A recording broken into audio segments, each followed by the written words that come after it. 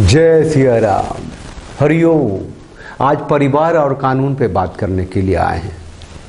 बकवास हम करते ही रहते हैं। मेंस राइट के लिए जब काम करते हैं, बात करते हैं, प्रोग्राम बनाते हैं तो बोलते ही रहते हैं, लेकिन आज बकवास नहीं करने वाले हैं, क्योंकि परिवार के लिए जो कानून बने हैं, जो स्त्री सुरक्षा के कानून बने, उस पर मैंने सत्संग सुन लिया है। मिला मेरे को 2013 में जबलपुर में बापू का सत्संग। संत शिरोमणि आसाराम बापू बोल रहे हैं परिवार और कानून के ऊपर। स्त्री सुरक्षा के लिए जो कानून बने हैं ना, 498A, जो स्त्रियों को दहेज से सुरक्षा देता है, कोई उनकी प्रताड़ना न हो जाए, शारीरिक मानसिकी से सुरक्षा देता है। अगर ऐसा होता है तो वो केस कर सकती हैं, थाने जा सकती हैं, FIR लगा सकती हैं और पति और उसके परिवार को तुरंत गिरफ्तारी होती है, जेल होती है, सजा होती है, बाद में डाइवोर्स तक, तलाक तक बात जाती है। तो मैं आपको बापू का सत्संग सुनाने वाला हूँ आज, जो भी उन्होंने बोला है। लेकिन उससे पहले थोड़ी सी एक भूमिका बांध लेता हूँ, जो आप समझेंगे कि भारत में तो वैदिक संस्कृति है, सनातन हिंदुओं का देश है, यहाँ तलाक का शब्द ही नहीं था। न रामायण में, न महाभारत में, न वेदों में, न उपनिषदों में, मतलब किसी भी धर्म ग्रंथ से कहीं भी तलाक जैसी चीजें तो यहाँ एग्जिस्ट ही नहीं करती हैं। लेकिन अब तो शुरू हो गया है, आधुनिक देश हो गया है ना। जो मतलब जो फेमिनिस्ट हैं, जो कम्युनिस्ट हैं, जो अपने को मॉडर्न कहते हैं, जो लिबरल कहते हैं, जो नारियों की सुरक्षा की बात करते हैं, उन्होंने एक के बाद एक कानून लगाने शुरू कर दिए हैं। चलिए, उसकी जरूरत भी नहीं होगी, लेकिन थोड़ा सा एक डाटा मैं देता हूं जो बहुत जरूरी है। बापू को जब हम सुनेंगे तो हम रिलेट कर पाएंगे, ठीक है। ये देखिए, तलाक जो है, देश है लग्जमबर्ग, उसमें 87% तलाक है। मतलब 100 में से 87 जोड़े जो हैं तलाक ले लेते हैं। कैसा देश है भाई।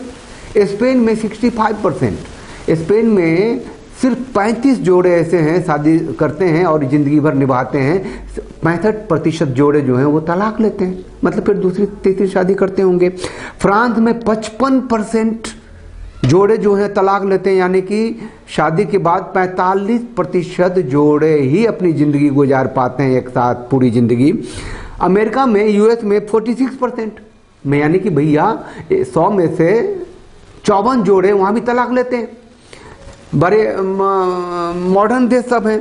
टर्की और ईरान में भी 22% जोड़े तलाक ले लेते हैं। अरे भैया, तुर्की और ईरान तो मुसलमान देश है ना। चलो, तलाक तलाक तलाक की महिमा हो वहाँ, मतलब 22%, 100 में से 22 जोड़े तो तलाक लेते ही हैं वहाँ भी। ब्राज़ील है, वो भी फुटबॉल वाला देश है, जानते होंगे आप लोग। 21%, मतलब 100 में से 21 जोड़े तलाक ले लेते हैं अपनी ज़िंदगी में। इजिप्ट में 17%, 70%। मैक्सिको, केन्या, इसमें 15%। और भारत में जो तलाक का दर है वो है 1%। खुश होने की जरूरत नहीं है। ये 1% भारत की आबादी को देखते हुए कहते हैं हम लोग 100 करोड़, 135 करोड़ है तो 1 करोड़ 35 लाख हो जाता है। और ये जितने भी कानून बने हैं 498A का, वो तलाक तक जाते जाते जिंदगी गुजर जाती, होती भी नहीं है, और बाकी सब कुछ हो जाता है। चलिए, अब बापू को सुनते हैं, फिर आगे बात करेंगे। आजकल की कुछ मन चली महिलाएं समझ के आती लड़कियां, घर में जाऊंगी, मेरी चलेगी, मैं मौज करूंगी। अगर सासू या ननद या कोई देवर जेठानी या पति थोड़ा सा प्रतिकूल पड़ा, वकील से सलाह कर दी, वकील ने बता दिया 498A, सबको जेल में दाखिल। बापू कर रहे हैं 498A की बात कर रहे हैं, वही जिस कानून की बात मैंने की है। ये कानून 498A महिलाओं की सुरक्षा के लिए तो है, लेकिन महिलाएं जानती नहीं कि इससे हमारी महिला जाति कितनी दुखी हो रही है। बिल्कुल ऐसा ही कानून बनाया। ये 2013 का सत्संग है, जबलपुर का, जो मध्य प्रदेश है। सोचिए, 10 साल पहले का। अरे भाई, मौज मजा करने के पहले अपना कर्तव्य भी है बेटी। पति का ध्यान रखना, सासू का ध्यान रखना, अपने वालों का ध्यान रखना, ये अपना कर्तव्य भी है। कानून कभी कर्तव्य नहीं सिखाता, बापू सिखाते हैं। कानून तो बना कि महिलाओं से जुल्म हो तो कानून उनकी रक्षा करे, लेकिन वकीलों ने सलाह दी जो कोई आ जाए 498 आ। ये बापू के अंतर्दृष्टि है। ये वकील जो है ना, किसी समस्या का समाधान तो करते नहीं, आग में घी डालने का काम करते हैं। कानून तो बना ही दिया, चलो उसे पैसे भी कमाओ। ये बेल जो लेते हैं ना, इसका धंधा इस कानून बनने के बाद से कई गुना बढ़ गया है, क्योंकि जैसे ही ये 498 लगता है, लोग अदालत में भागते हैं, भैया बेल दो, कमाई शुरू हो जाती है। अरे आपको बात बताते हैं, जैसे ही बापू का एक सत्संग हुआ ना, मीडिया वाले पीछे पड़ गए, उसको यही चीज उठा के कहने लगे, अरे बापू की जुबान फिर फिसली, स्त्री कानून के विरोध में बापू ने सत्संग किया, लोगों को भड़का रहे हैं, स्त्रियों की सुरक्षा उनसे देखी नहीं जाती। अरे भैया, इतना ना ढोल पीट दिया कि बापू अगले सत्संग में फिर आए, उन्होंने इस बात को दोहराया। कैसे दोहराया, क्या कहा, जरा सुन लीजिए आप। यत्र नारी पूजनते तत्र रमनते देवता, ये बात नहीं पहुंचाते। और महिलाओं के खिलाफ बापू बोलता है। अरे बापू महिला के खिलाफ कैसे बोलेंगे? बापू की माँ महिला है कि पुरुष है? बोलो। जिसको लगता है कि बापू महिला के खिलाफ बोलेंगे अथवा बापू महिलाओं को स्नेह नहीं करते, महिलाओं का मंगल नहीं चाहते, ऐसा कोई है तो खड़ा हो जाओ। कोई नहीं होता। सभी महिलाओं का मंगल चाहते तो हाथ ऊपर करो। मैं सभी महिलाओं का मंगल चाहता हूं ऐसा लगता है तो महिलाएं हाथ ऊपर करो। अब ये टीवी वाले दिखाओ ना बेटे। अब वो उधर जोड़ दिया तो मैं काय करूं? मैं प्रसंग कुछ होता है, लगा देते कुछ, तो मैं कैसा करना? पूरा देखो ना हमारा सत्संग। अभी 498A की बात कर रहे हैं। आपको पता है कि ये कानून जब से बना है, ये रिक्शा ठेला वालों से लेकर के अरबपति खरबपति तक जो हैं इसके चपेट में आए हैं। कहते हैं रिक्शा वाला भी, अरबपति भी, क्या हर वर्ग की महिलाएं इतनी जागरूक हो गई हैं या जो कुछ हैं उस तरीके की कानून की क्या जानकार हो गई हैं?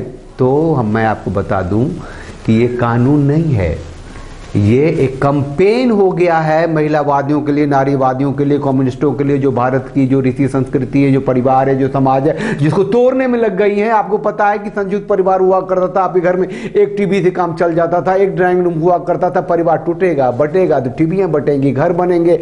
एक इकोनॉमी से जोड़ दिया, उसको अर्थ से जोड़ दिया हुआ है। आपको एक उदाहरण दूं कि ये हैं बंसल। अरे वो फ्लिपकार्ट का नाम सुना है ना, फ्लिपकार्ट का? उसको एक भारत में रहने वाला लड़का जो IIT दिल्ली से पढ़ा था और एक दूसरा था उसका दोस्त, वो भी बंसल ही था, उन दोनों ने मिल करके फ्लिपकार्ट बनाया था। और पूरी दुनिया फ्लिपकार्ट का नाम कौन नहीं जानता है? उनकी पत्नी है प्रिया बंसल। बताइए, उसने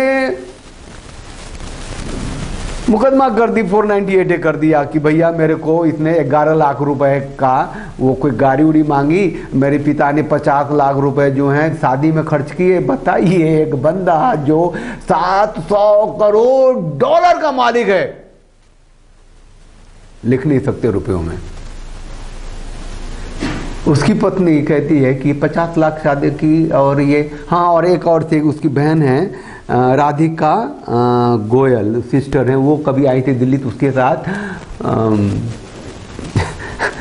यौन प्रताड़ना भी कर दिया था उसने।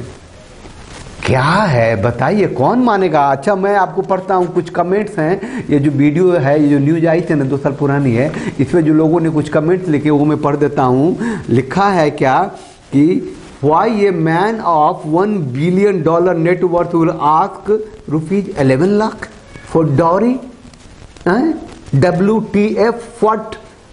मतलब कुछ गाली टाइप है, WTF लिख दिया। A man with Raj 75,000 crore is pressurizing for 11 lakh dowry? This is the joke of the year. ऐसा लिख दिया उन्होंने। आगे भी उन्होंने लिखा है कि भैया ये जितने भी सक्सेसफुल इंटरप्रेन्योर्स हैं, उनकी पत्नियां, उन पर उनका आसान तरीका है कि उसको फंसाओ, मुकदमा करो, उसकी आधी संपत्ति अपने हिस्से में कर लो। कुछ एग्जाम्पल 2 छोटे दे दूं। ये आयुषी भाटिया हैं, गुड़गांव की है, दिल्ली के पास जो है। इन्होंने 8 लड़कों पे रेप का मुकदमा कर दिया था 8 पे, सब पकड़े गए थे, जेल गए थे। बाद में फिर हाई कोर्ट में बात खुली तो उनको बेल नहीं दिया, वो जेल में हैं। एक शाही नाम की महिला तमिलनाडु से थी, उन लोग तो कहते हैं कि 50 शादियाँ की, शादी करती थी, ठगती थी, लेकिन उसने खुद कागने ने मैंने सिर्फ 4 लोगों को ठगा है। ये जो शाहीन का फोटो देख रहे हैं आप, वो एक हिंदू वेशभूषा का देख रहे हैं, लेकिन ये मुस्लिम महिला रही हैं। आज से 11 साल पहले इन्होंने जो शादी करी थी सिद्दीकी नाम के लड़के से, दूसरी शादी की शहनवाज नाम के लड़के से, तीसरी शादी की केरल का लड़का था जो दिव्यांग था, और चौथी शादी करी प्रसन्ना नाम के लड़के से। वो तब की तस्वीर है, जो हिंदू था, जो फुटबॉल प्लेयर था। इस तरीके से वो साउथ इंडिया के जो राज्यों हैं वहाँ मतलब शिकार ढूंढ खोज के करती थी, और वो इस कानून का सहारा लेती थी, डर दिखाती थी, अरेस्ट करवाती थी, लोग पकड़े जाते थे और बाप करके जो भी पैसा हो जो है इसको दे के इसे मुक्ति पाते थे। ये अपना लपेटती थी और फिर जय हो निकल लेती थी। तो बात सिर्फ इतनी है कि जो दिव्य दृष्टि है संत शिरोमणि आसाराम बापू की, जो लोगों तक पहुंची है, उसे ग्रहित भी तो करें, उसके अंदर भी तो लाएं। इसीलिए सबको मैंने सुनाया है कि 498 ए जो कानून है, न परिवार के लिए, न समाज के लिए है, न इस राष्ट्र के लिए है, वो सिर्फ ऐसी महिलाओं के लिए है जो परिवार को तोड़ने में, या फिर वो एक ऐसा हथियार हो गया है जहां वो ठीक ठाक महिलाएं भी जल्दी से गुस्से में आती हैं, उनको बरगला दिया जाता है, फंसा दिया जाता है और इस तरफ वो बढ़ जाती हैं। जो चीज़ हमारी संस्कार में नहीं है उसको कानून के माध्यम से ठोक दिया है। और दूसरी बात है कि ये जो नाम दिया है स्त्रियों को सशक्ति करने का ये कानून है, तो ये बिल्कुल ही गलत है, क्योंकि स्त्रियों का मतलब इस कानून की किताब सिर्फ पत्नी होती है। वही पत्नी जब बहन होगी कानून उसको सुरक्षा नहीं देगी, वही पत्नी जब माँ होगी तो कानून उसको सुरक्षा नहीं देगी। तो जन्म से के जो रिश्ते हैं पुरुषों के साथ, अगर उसमें कोई महिला है तो ये कानून उसके लिए नहीं है। सिर्फ वही महिला इसका फायदा उठा सकती है जो पत्नी है, प्रेयसी हैं, या फिर कोई भी महिला हो जिससे उनका कोई जन्म का रिश्ता नहीं है, तो उसको इस कानून का फायदा मिल सकता है। बड़ा ही गड़बड़ घोटाला कानून है। चलिए, ईश्वर बचाए सबको, संभल कर रहिए, सुरक्षित रहिए, परिवार को मजबूती के बंधन में बांधे रखिए, अपने गुरु के प्रति समर्पित रहिए। हम तो वीडियो बनाते ही रहते हैं। आज के लिए बस इतना ही। चैनल को लाइक कीजिए, शेयर कीजिए, सब्सक्राइब कीजिए, बेल आइकन को प्रेस कर दीजिए जिससे कि आपको नोटिफिकेशन मिलता रहेगा। तो जय सिया राम, हरिओम।